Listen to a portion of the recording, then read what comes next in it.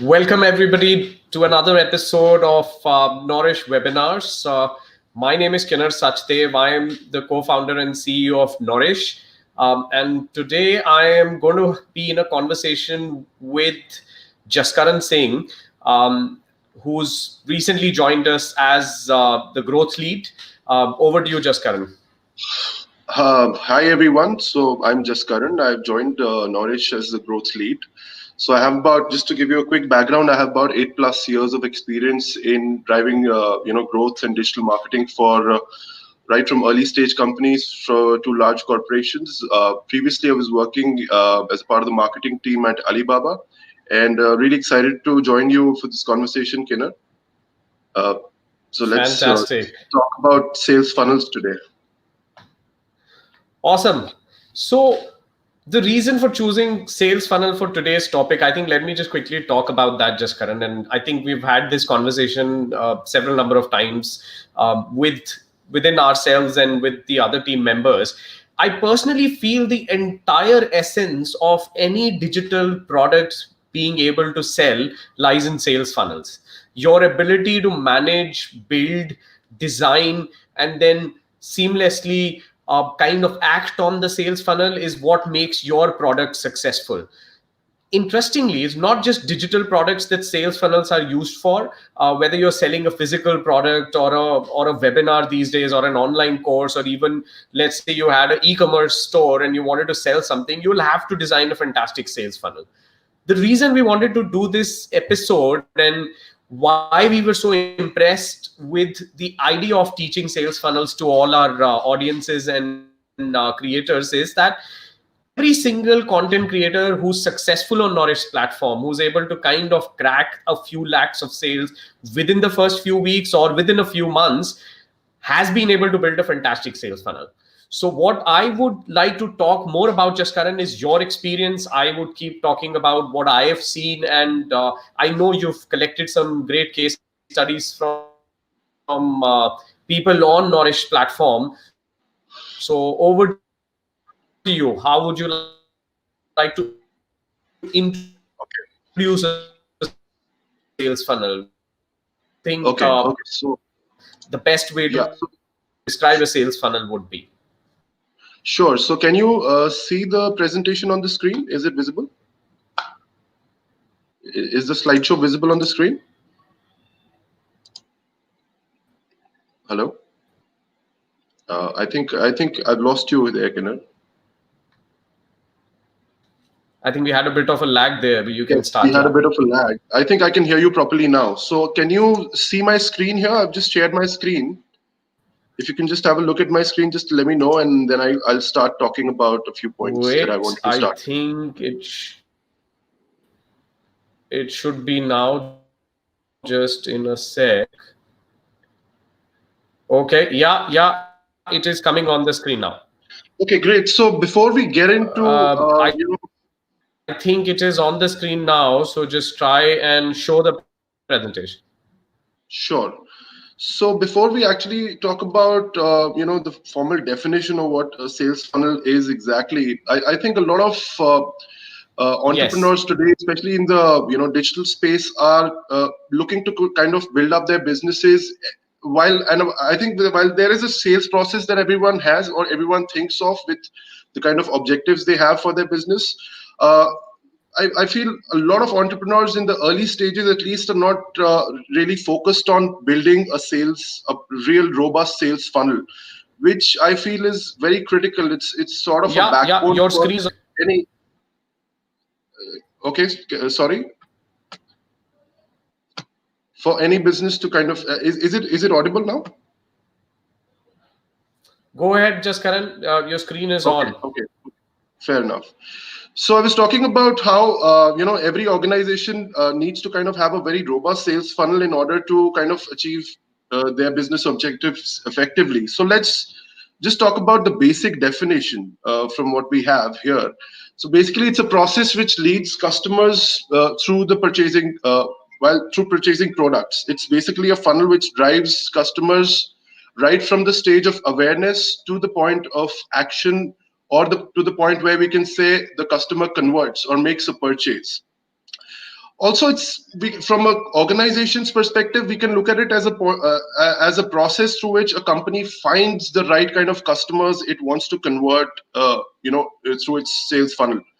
So typically, I was just looking at a very interesting analogy somewhere the other day where I read we can look at it as how, let's say, a lion basically hunts. So when a lion is hunting, he looks at a big herd of cattle, let's assume, and while he's uh, just moving towards them and running towards them, he finalizes the kind of prey he wants to target on eventually, and then starts moving towards that. And that's how we kind of converts it. So from a very large group of cattle, he zeroes down on a few or a bunch of them and finally converts the one that he's looking to do. That's somewhat similar to what we also kind of do when we design a typical sales funnel. And every organization will have their own model, but I think the basic levels or the basic steps are pretty much the same, which is basically the core logic behind the sales funnel. So we can start with this diagram that you can see on the screen here. It starts from the awareness stage. So this is the stage where we activate our advertising channels. And once on the advertising stage, we can use different kinds of channels, right from Facebook to Google AdWords, and there are other affiliate marketing channels that come in later in the stage. But this is pretty much the stage where we're actually introducing the product or the service that we have to our customers or prospect customers, if I might want to call them. So typically we go with a hypothesis in terms of who we want to sell to, whether it's about their demographic details, right from the location and other details about their age, etc. And then move on to the interest stage. So once we have these users clicking on ads, coming and interacting with our landing pages or our sales pages, then there's a certain level of interest that starts building up in these consumers, which we usually would at that point in time. So again, talking about from an advertising perspective, there are a number of things that we also do during the interest stage, which is setting up remarketing campaigns. So the remarketing campaigns typically are for users who've already visited our product or our platform once, and we kind of want them to kind of come and visit and engage with our content again to build more interest. So they could also be what we call the lookalike audiences, which is a very strong advertising methodology that is used on Facebook platforms for across different Facebook products, right from Instagram to Facebook newsfeed.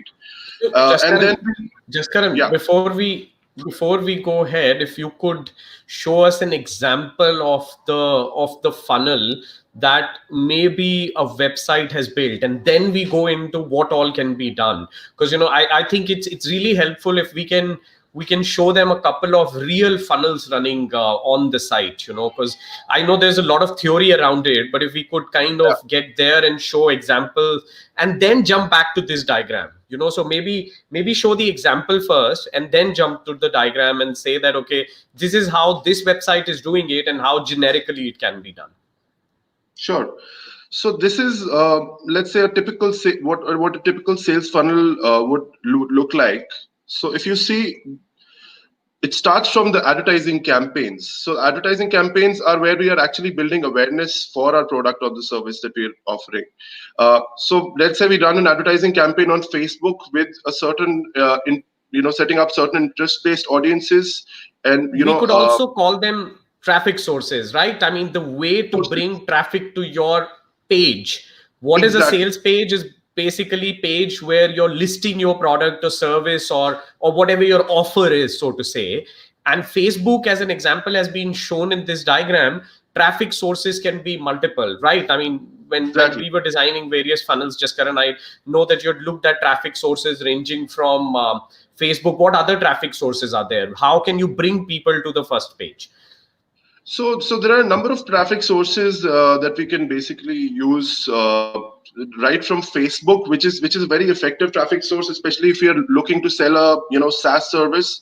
Especially when we start building funnels for our clients, or even at Nourish, Facebook definitely plays an important role as a traffic source. Even for the Then there are courses. I mean, other the uh, the biggest successes I've seen for people selling courses through the platform is also through Facebook as a traffic source.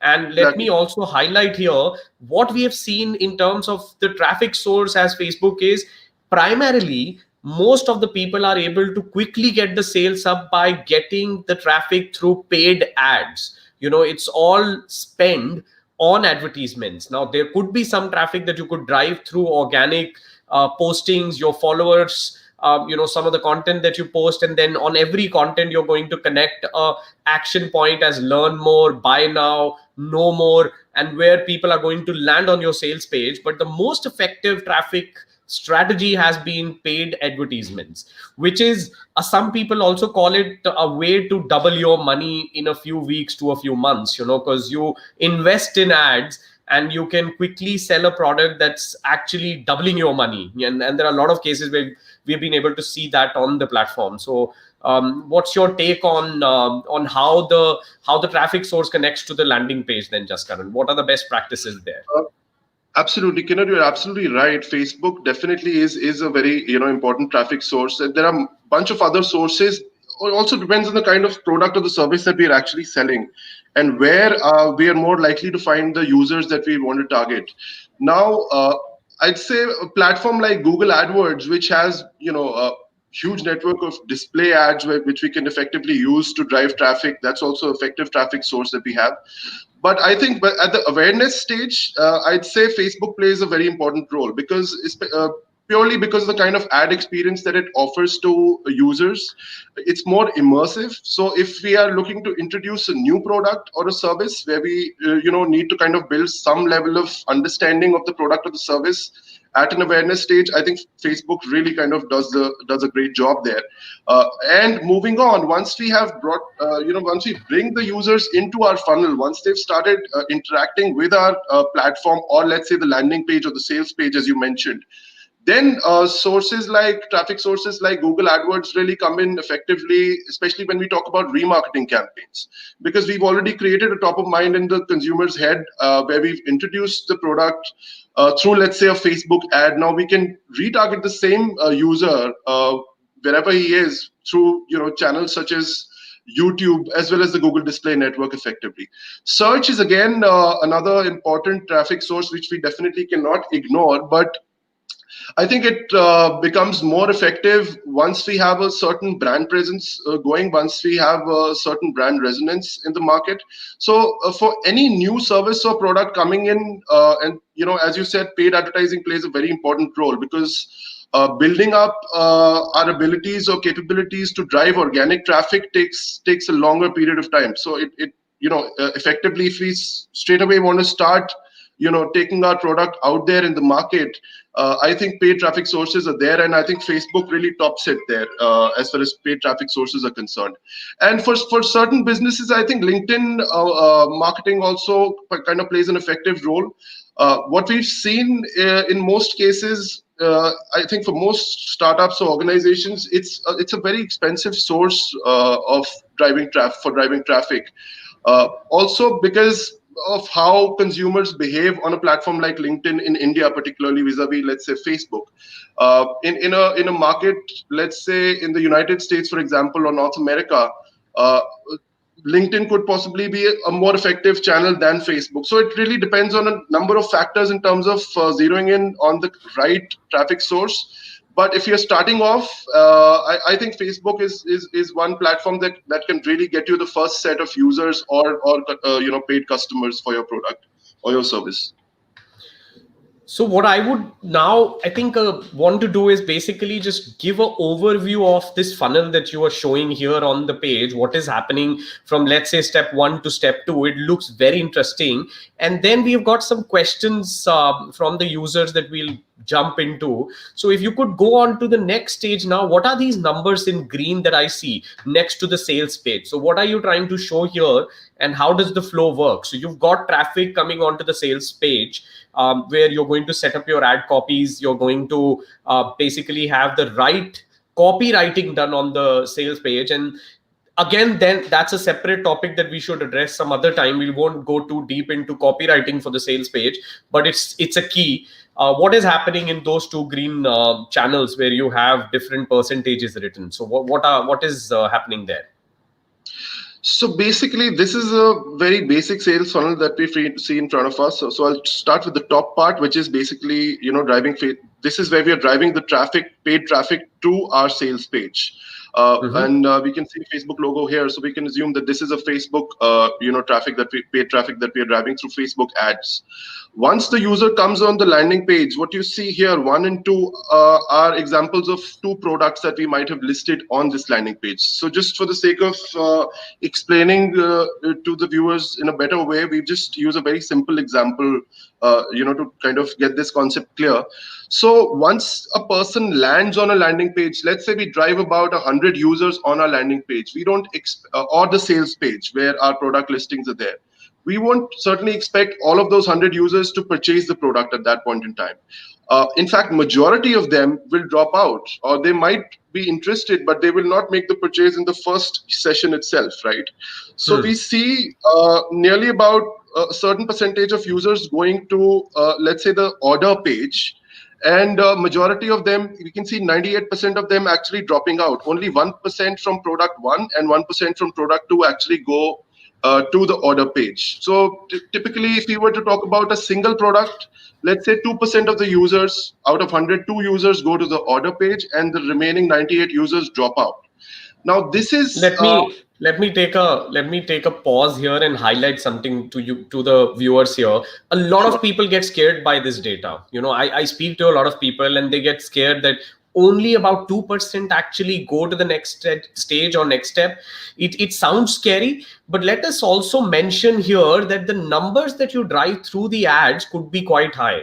So if your budget was, let's say, to begin with only 5,000-10,000 rupees to drive traffic on the pages, your cost of acquisition for a eyeball, or to somebody to basically click and reach your page, could be quite low. And all of the ad platforms, they basically want you to get successful. So you're going to get low costs if it's not a super competitive domain where a lot of people are fighting for the eyeballs. And that's where niches play a lot of importance. It's extremely important to choose a domain before you kind of start burning money on ads. So don't be intimidated by the 2% that you see on screen, because the volumes could be quite high, and it gets, overall, when you run these numbers, it becomes super profitable. So I would let you move forward to the next step now, Jaskaran. Exactly. So just quickly adding on to that, we eventually need to look at what our cost of acquisition is. So once we connect the whole funnel, you'll realize that this 2% actually makes sense at the end of it. So that's absolutely correct of what you said. We don't need to kind of be worried about whether we're just converting 2%. In some cases, 2% is a very good number. So when we start off with when we start ad campaigns at the awareness stage, we have a certain idea about what a consumer will be, or what a consumer niche will be like. And that's how we set up our ad campaigns initially at the interest or the awareness stage.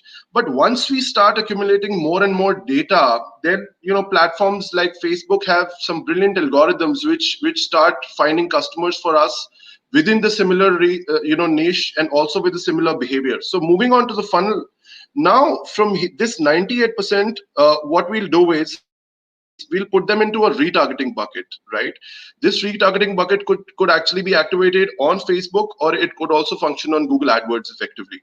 Now, the idea is that anyone who's seen our ad for the first time, clicked on it and come to our landing page, but left without purchasing, we want to show him more ads so that he comes back again, and he's more in a decision kind of a stage, or he's engaging more with our content. So, okay, moving on. So let's say just before that, I'll add something there on the no stage retargeting. Great strategy to retarget. And a lot of people, what they suggest on retargeting stages, do not just show them another ad to buy the same product, send them on the same sales page again. What you should be doing in the retargeting is, because they were interested, they still thought it's not probably right at this time. They want to know more, they're not sure, there could be several reasons. So try and nurture them. The second campaign that you show them could be a download, a high value content piece that you could be showing to them, and basically giving them an access to a piece of content that will convince them further. And once they are in your funnel again, you could be running an email marketing campaign, or show them an ad then at the second stage to now buy the product. So yeah, I think that's important to consider. Exactly. So, I mean, there are also stages when we talk about content. So, let's say there's we can look at it as three stages. One is top of the funnel, then there is middle of the funnel, and then there is bottom of the funnel. So, top of the funnel content is typically content which comes in the form of ads, or where we are typically building awareness. And rightly said, as you rightly mentioned about the email marketing campaigns, is where we start nurturing the leads. So if you see here, we can see a sequence of emails, right below the order form page. What this shows is that anyone who has reached our order page and given us his basic information and has kind of registered as a lead, uh, but has not made a purchase, what we can actually do is we can activate a very effective engagement channel through email marketing automations. And we can send them personalized emails based on the kind of consumption they've had on the platform. For example, let's say we had 2 or 3 products on the sales page, and someone came in and created a cart but did not check out. So we can send them emails to engage with that particular kind of product or similar products, within that range of space, and kind of build that, bring them from, let's say, the interest stage to the desire stage, which is also where the user will be, in a position to make a decision about what product or service he wants to purchase. So this is definitely extremely effective in terms of engaging with our group of leads, making them prospects and warmer prospects to convert into paying customers. So I think in emails play a very critical role. Again, based on the kind of offering we have, as you said, even in retargeting, it's not a great idea to keep sending them back to the same page. Similarly, for emails, we might want to kind of, let's say, if we have a larger conversion cycle where the lead to conversion cycle is much larger for let's say a service or a product which has a very high ticket, we need to kind of nurture them more. So maybe we want to kind of give them a free demo. Maybe we want to kind of engage them with webinars where we need to kind of educate them more about the product and the benefits of the product and or the service that we are offering. Here there is a question also from one of the viewers who's asking how does the niche ad copies of ads, they affect your traffic. I think that's what he's trying to ask. How are the niche ad copies affect your traffic? Okay, so basically, if we just look at Facebook, for this question, if you just look at Facebook as a primary source to drive traffic, all we need to understand is that for Facebook, the most important thing is to give its users the most brilliant experience. So there's this thing called ad relevance, which is very important, and that's where our ad copies and what our landing pages are talking about, are very critical. So if we've defined, let's say, students, we want to sell to students between the age of 15 to 21. That is like end of high school, or probably college students, etc. Probably even any other age group, or other attributes that go into this niche. We need to then make sure that our messaging is resonating with this kind of audience, and that's how we actually kind of create that magic moment when someone looks at an ad and it's actually very relevant to that particular person. He clicks on it, comes on the landing page, then that's where when we actually start introducing the product or the service that we have. But yes, so I think it'll be safe to say that multiple ad copies are always a good idea, right? I mean, like people could always try with multiple ad copies, and I think it also prevents an ad fatigue, a common word used in performance marketing. What's your opinion on that, Jaskaran?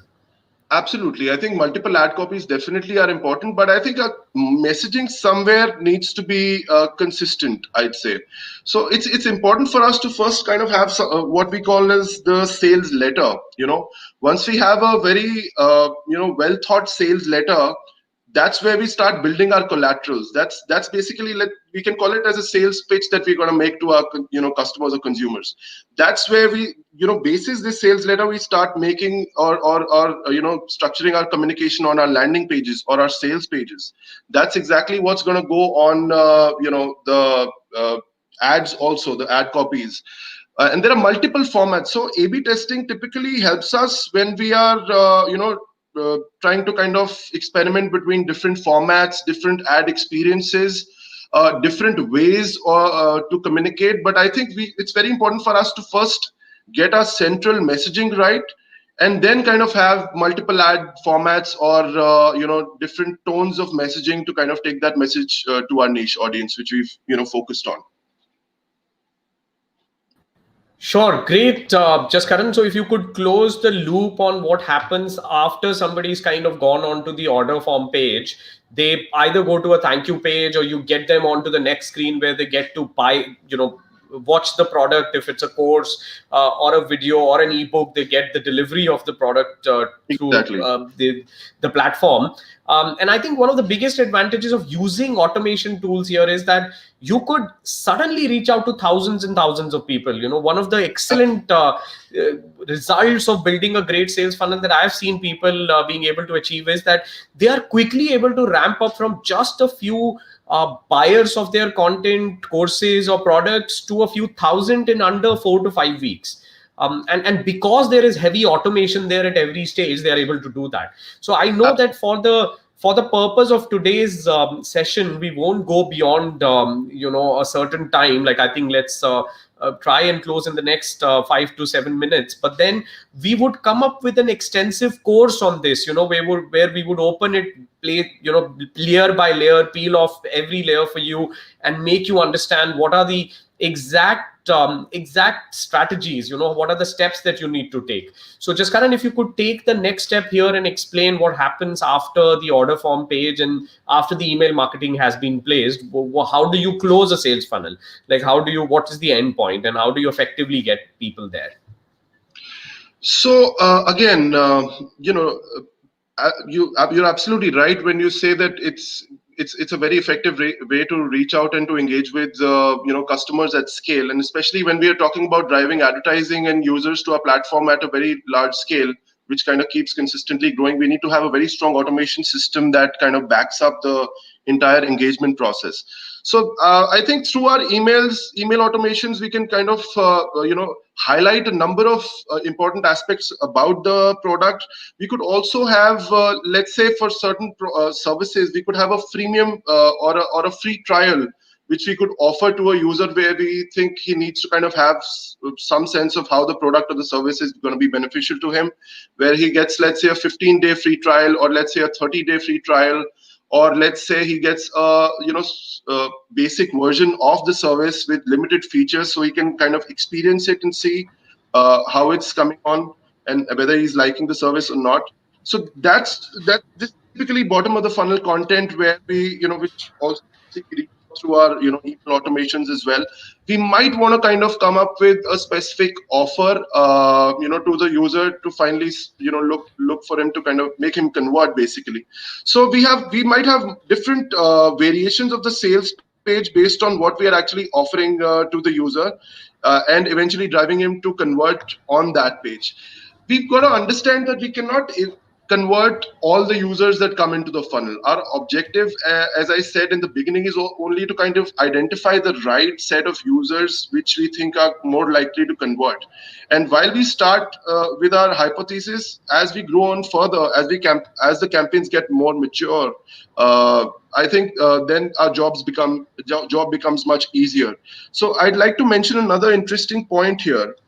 Once we start getting conversions, which means, let's say, paid customers in for the sake of this discussion, so let's say once a user comes and makes a purchase and lands on the thank you page, we can mark it as a conversion. and we can have other discussions where we can discuss in detail about how lookalike audiences etc. work.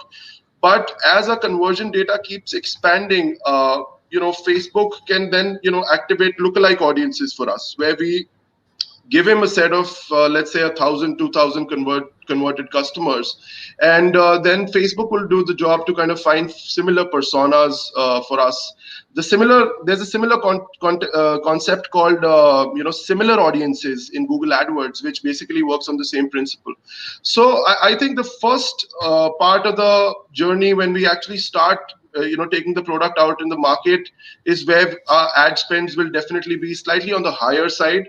But with time, we not only optimize our messaging to improve our click-through rates, conversion rates through ads, then conversion rates to our landing pages. So let's say today, if I'm at 0.5% conversion rate from my sales page to my order page, I might want to tweak some communication, or might want to tweak some targeting on my advertising side to make this conversion rate increase to, let's say, 2%, which is quite good for that matter. Then after that, I think we need to kind of keep these customers engaged through our automations, and ensure that more and more customers are going to the purchase, completing the purchase cycle, and finally making the purchase. So So Jaskaran, I think here I would it would be great if we could show a few examples built on Nourish, because one of the questions that we have got from somebody here is the is from Hiren, who's asking any tool that apart from ClickFunnels, MailChimp, that you recommend to design landing page. So I would love for you to show a couple of examples where people are using the entire funnel built on the Nourish landing page builder, the website builder, and how are those running, and some of those guys have really been able to accelerate their growth from a few learners to 1,000+ learners in few weeks, as I mentioned earlier. So Jaskaran, could you show a couple of examples there, or maybe begin absolutely. with one? Yes, I have a few examples here. Some of our platforms that are built on Nourish, and you're right, Kina. I think we have all the capabilities as a platform to offer all that a customer or a client needs to kind of build effective landing pages, sales pages, and really aesthetically well designed as well. So this one is by SPY Academy, one of our customers at Nourish. So if you just look at the landing page, this is primarily where the core promise of the service is being delivered or being communicated, and the pricing is right there, right up front. So the consumer And it's a looks well at this. written copy. So as we Absolutely. mentioned earlier, the copy is very well written. It's a well defined page. It has everything kind of lined up there. So yeah, let's quickly run through that. Yeah. So once the user lands here and he looks at the core promise that we are offering to him, and he's more interested, this is then when he's starting to kind of explore more about the product or the service, and where we talk about the benefits or the highlights of the product or the service that we're offering, and what is the customer eventually going to gain from purchasing this service.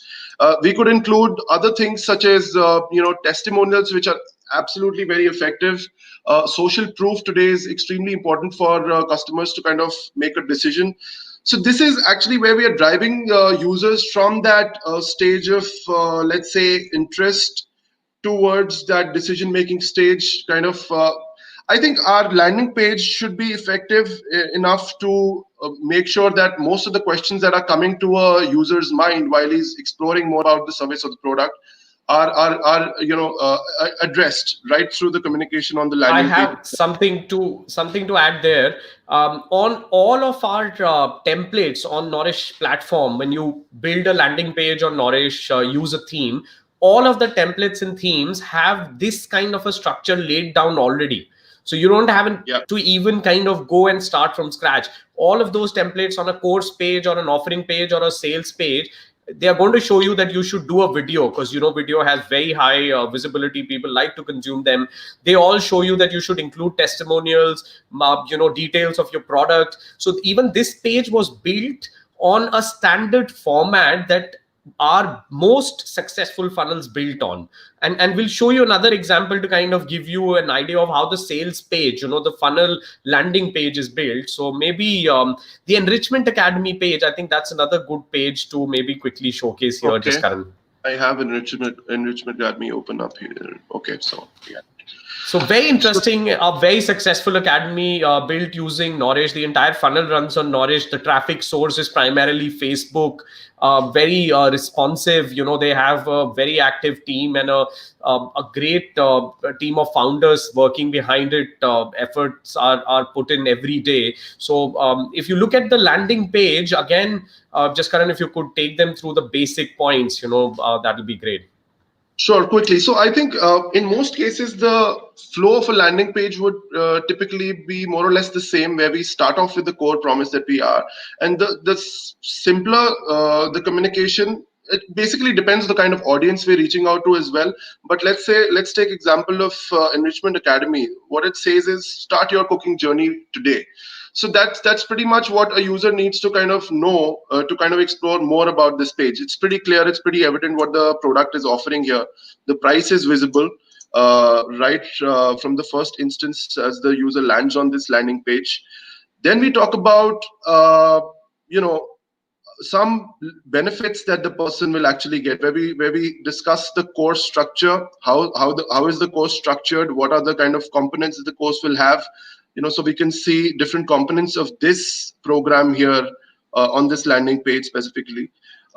Then we could obviously use some photographs. I don't see a lot of photographs here, but yeah, there's a course curriculum. So effectively, if you're looking to sell a program or a course, then some users might want to see what kind of curriculum is this course going to follow, what is it going to cover in detail. So in a very user friendly and a aesthetically designed fashion, I think it's easy for us to kind of gauge out what are the different components of this course, various modules. So this gets done automatically. I mean, I would like to add there, when people build their landing page using Nourish, the curriculum gets automatically picked from the course structure that you've already put your content in the order of. So the platform automatically, dynamically picks that information from the backend and shows it on the page. And it's available on the templates and themes that are available out of the box.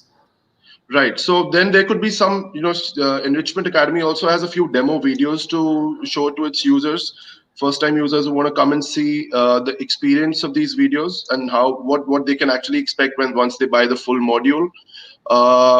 And then certain questions that they might have, like look at this. The messaging out there is very clear. What is stopping you from making that purchase? And then there are certain points that are highlighted here. Which effectively, as I mentioned earlier, should be good enough for the user to really understand or to address all the doubts or the questions or the queries that a user typically might have. Then, of course, there are testimonials that every landing page should have. You might not have testimonials right in the beginning, but as soon as you start getting some conversions, it's important for us to get some testimonials out for the landing page, and also it's also important for us to keep interacting with our customers on an ongoing basis to stay very close to our niche and to understand the kind of problems that they're facing, which will eventually come on our landing pages, go on our collaterals on the ad side, which we're going to run to build awareness, etc. as well. Here, the instructors also done a small write-up about ourselves. This builds credibility. So if you're selling a service or a skill set where you're an expert and you have certain experience in that field, then that definitely builds credibility. If you have some media coverage, there are certain publications that have covered you. You can kind of put that up on the landing page as well. Again, a very effective way to kind of build credibility. Because see, I think credibility is another important aspect that our landing page should kind of address, because for any new service or a product, and while we are actually building awareness for it, I think it's important for us to kind of showcase that this is a very high value product, which and then the CTA. And the CTA. And you see the highlighted CTA in a different color, which stands out. You've got to again and again come on the page and say, do this, buy the course right now. You're convincing them again and again, showing more and more points about the benefits of joining the program. And then throw a CTA again. So you'll see on the Exactly. same page, the CTA is used multiple times. You'll on some pages, you'll even see about 10 to 15 times the CTA being used. So CTA is the essence of it. If you are interspersing the right kind of information with the right kind of CTAs, you could have real magic happening on a sales funnel. So Exactly. yeah, I mean, I think this is fantastic. I mean, if we could show them one quick last one, and then we'll take a couple of questions, just Karan, before we finish. So Okay, so this is basically, one of our clients called LCBS. It's basically a luxury business school. It's a very new age concept.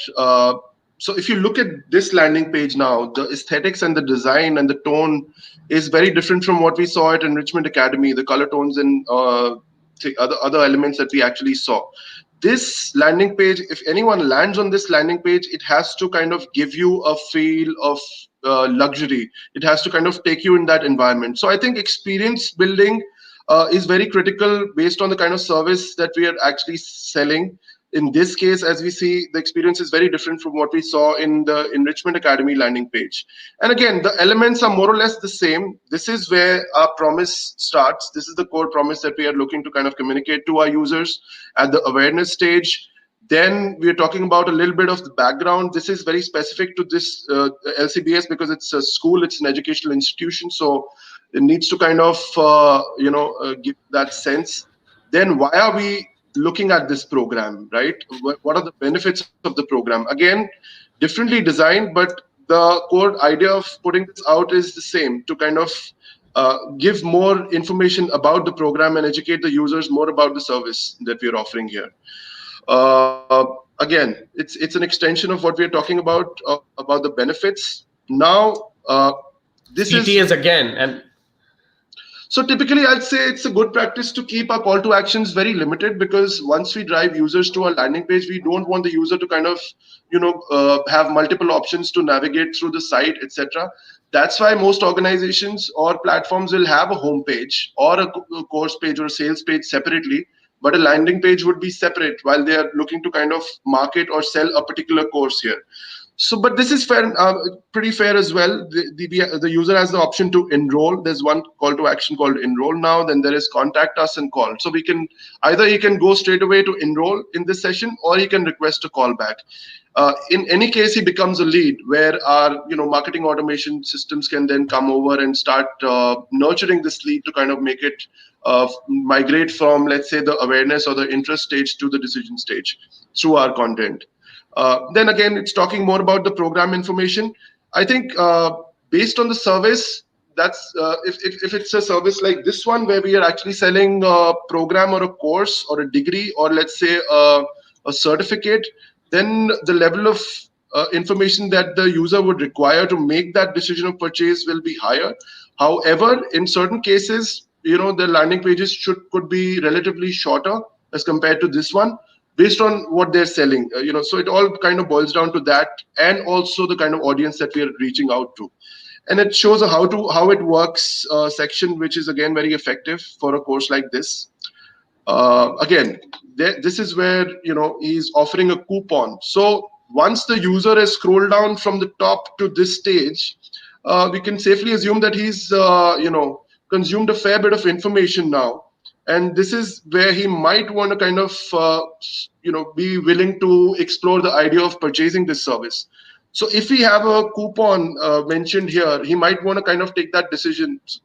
If you see, what we're trying to do here is we are trying to kind of make this prospect lead or this user more likely to kind of buy, and just kind of driving it to that decision stage where he's going to kind of purchase the product from us. Now, even if the user bounces off this page at this instance, we always know the level of information that he's kind of consumed, and we can then effectively look at our retargeting campaigns based on the kind of information he's consumed. So for example, if he's dropped out from a cart page after adding the course to the cart and dropped out, then we know that the intent is definitely at that stage where he's just looking to kind of make that purchase. So our retargeting communication should be based on that, based on the level of the touch point that we want to kind of cover, especially from the point that he's dropped out at.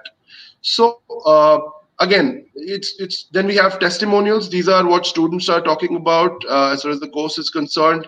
It seems Uh, like a must. I mean, the testimonial seems like a must on every sales funnel page, on every landing Absolutely, page. And absolutely. I personally believe FAQs are key too. I mean, we have seen a lot of questions. If you can preempt an answer, the kind of objections people are going to have before they buy your product, address them beforehand. Once they see that happening, they are convinced even before you start talking to them. They won't need a phone call. They won't need a support, message to be sent. So it's a great idea to do that. Jaskaran, I mean, considering we've already overshot time, I would just quickly take one or two questions. So we've got a question from Sumit, who's asking how long, Karthik, who's asking how long is the sales funnel running for? So what could be the average length of a sales funnel? And I know this is a very subjective answer, but what's your general take on that? Average lengths. When we say average lengths, are we talking about the duration here How or the length? long? So if No. you see on the screen, he's saying how long, from, let's say, the first point of contact till somebody makes a purchase. So what could be the duration? Okay, so I think that typically depends on the kind of product or the service that we are actually, selling. It has also has a number of other factors that we need to consider while looking at the sales funnel or the cycle to, drive people from the stage of awareness to the point of conversion. Uh, for example, how expensive is our ticket? If you're looking to sell something between the ticket size of, let's say, 1,000 to about 2,500, then it could be possible that we can close it in a shorter funnel. Depends on the level of education we need to kind of, or the level of information we need to kind of put out there for the user to make that decision. So all these factors together would be, once they all come together is when we are able to figure out what is the length of our sales funnel or how long would it take for a customer to kind of convert. Typically, there's And no right or actually, wrong answer for that, I think. yeah, and I think I it, could be it, a it user. depends a lot. It depends a lot on the kind of product. I mean, sometimes we have seen, let's say, a 900 rupee course. Somebody just landed on the ad for the first time and they saw the sales page and they Exactly. could take a decision in the next 10 minutes. And I've seen a sales funnel for, let's say, a 20,000 rupee course could take much longer, comparatively. There would be multiple visits to the page. There'll probably be lead nurturing. So this one is really dependent on I think the ticket size is the biggest reflection on, how short or long the sales funnel is going to be, because the Exactly. buying decision gets easier and easier. So Exactly. the next question that I have is Sumit, who's asking, how do I make one funnel for my academy? So I know we've already covered a lot of it. So let me also take a stab at it. Let me, kind of summarize the steps that we are suggesting, and add on, just Karan, if I miss anything. So the first step really is find the right niche for your academy. Relook at it. If you've decided this is what your academy is going to be, the niche and understanding your persona in the sense, who is going to be the end user who will buy the course, or the product. So if you're selling to, let's say, people trying to learn music, understand them really well. There are free persona builders on platforms like HubSpot, and I think we have also written a couple of blogs on that. So look at it, define it, because that will help you build the entire journey better. So just Karan mentioned about the sales letter. After that step, after you've understood the persona, if he is looking to learn music in 5 days, if that is your promise, that start singing a song in 5 days, or learn to dance on this specific song in 2 days, then write your entire sales copy which focuses on this angle, and encapsulate your entire message. And copywriting is key there. You cannot ignore a good copy, and build ads and other things right into the funnel. It's not going to work. So every single step is important. I think copy is super important. So write really well, mention well what is it that you're going to sell, understand every pain point. If it's like, if you're trying to teach people to dance in 3 days, then write about it. Why is it good for you to learn in 3 days? You might have a wedding coming up, you might have a performance coming up, you might have some function coming up where you need to do this. So when you understand your persona well, it helps you to write that copy well. The next stage is switch on your ads or your traffic movement from all the channels and the sources you've decided. after you've done these two steps, because it will now help you to write a better ad copy. You can focus very well on, okay, this is the pain point. I'm focusing on learn to dance on a specific song in 3 days or under 3 days. So your ad could only say that. It will focus on specific people. And more on that later. We are going to do more content and courses or sessions on ads and performance marketing later. Then after you've built the ads, got people to come on your funnel, have a good support channel available. People would ask questions, preempt their questions. Jaskaran showed the right format of landing pages. Follow that format. Don't miss testimonials. Build social proof. Build legacy or authority that how it's done. Never miss that. Why should they learn dance from you? Like if you remember on Enrichment Academy, they mentioned, okay, these are not just YouTube videos, because you could get recipes on YouTube, but these are specific videos designed to address a curriculum of sorts to make you an expert in a specific area. And the authority of the instructor is built by showing the awards she has won, the kind of credentials she has. So don't miss that. After you're running your ads, you've got right support channels, switch it on. And make sure that all dropouts, whether they are just from the first page visit to people who drop out from the cart checkout, use coupons, use retargeting campaigns, use email marketing to get back to them, and make sure you bring them back into your funnel. So that's where multiple versions of funnels can also be built. I think this session is not kind of good enough to address that, but there could be multiple tools, processes that you could add onto your funnel. How do you bring people back onto a funnel, nurture them with content, and other things. Did I miss anything, Jaskaran? No, I think, Kenna, you've covered most of the points. So I just want to say that as a platform, I think we have the capabilities to kind of enable our users to come and create some really some great sales funnels for their academies. And I feel it's very important for us to understand the basic concepts of how our sales funnel works, because at the end of the day, what we are really optimizing to achieve our business objectives is to kind of optimize our entire sales funnel process. It's a very basic concept. I think if we understand it well and apply the principles effectively, I think we'd be able to achieve our objectives as a platform. I've got a very interesting question here, Jaskaran, that I'm going to take now, which would be the last one. I know we'll have to disappoint a few people. There are a lot of questions there. So Labhansh is asking, can you share 2 cents on sales funnel for paintings?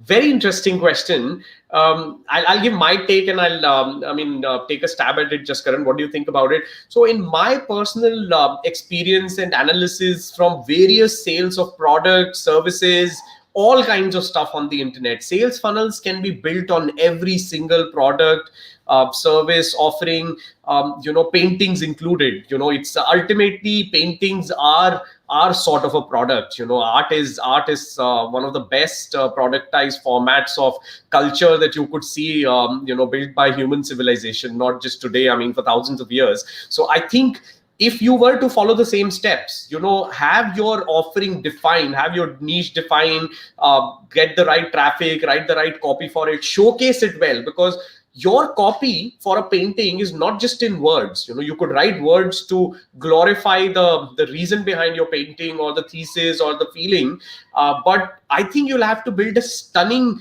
portrayal of your art. So your landing page would have to be more aesthetically designed, in tune with what your design of the paintings is. So as they say, design is the subconscious language that humans read even before words are spoken.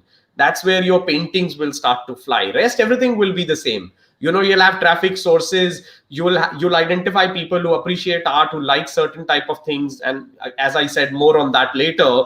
But just build pages, put your pages really nice, design them well. Paintings are no different than any other product. The only difference would be use design much better than normal people would. Jaskaran, what's your take on that? Exactly. As a closing comment? Kiran, I agree with you 100%. Just wanted to add one point here. So if I were to kind of look at, paintings, if I want to sell paintings, what I would spend most of my time initially would be to kind of defining my niche. That's going to be extremely important, because I think if we define our niche correctly, that's where the conversion rates really start kind of start showing us magical numbers. If our niche in this case is extremely broad, I think we're going to spend a lot of money on burn some ad dollars initially and then kind of slowly optimize. But if we spend a lot of time kind of zeroing down on our niche, really kind of So figuring what do you out the mean by kind. niche here? What do you mean by niche here? I am talking Like when I say contemporary niche. art, modern art, like that? Yeah, so when I say niche, when we build a hypothesis about the kind of consumer that we want to target, we need to kind of translate that to advertising terms, in terms of what Facebook or let's say Google would understand when we are setting up interest-based campaigns to drive paid traffic to this landing page. So once we know the attributes of our user or who we want to sell to, based on that we can build some really detailed targeting, have some really detailed targeting options on Facebook to kind of reach out to those consumers. So here the reach or the volume of prospect users wouldn't be very high, but if we find the right kind of users in this scenario, then these users are extremely likely to kind of convert. So typically I'd say, if for a generic product, if a conversion from landing page to sales is let's say at about 1% or 2%, and if we can find art enthusiasts, so people who are really interested in buying or dealing in art or purchasing art, or people who just appreciate art for that matter, I think our conversion rates could be much higher than a conventional platform. So I think the I proposition is agree. But what we'll we really have need to to stop focus. here. I know that we have so much to say. I think we should go deeper into targeting, performance, and I think we would. That's what our effort is going to be. So we have taken this decision as a team at Norwich that we are going to share more content with all the content creators that are already on the platform and people in general who are not even going to be using Norwich. We want to help everybody being able to build a great sales funnel and be more successful. And I think the opportunity is unparalleled, specifically with the pandemic changed or induced lockdowns and the changed world. I think the opportunity to effectively sell your product services through the internet has never been this huge or never been this big. So thank you so much for joining us today. I see a lot of engagement and a lot of questions still not addressed, and I promise you all that we will try and take them one by one offline, but we will soon come back with more sessions on this. Thank you so much, Jaskaran. We'll appreciate your time and would want to do several of these sessions again with you. Absolutely, Kiran. Look forward to them. Thanks a lot. Thank you. Thanks. Bye.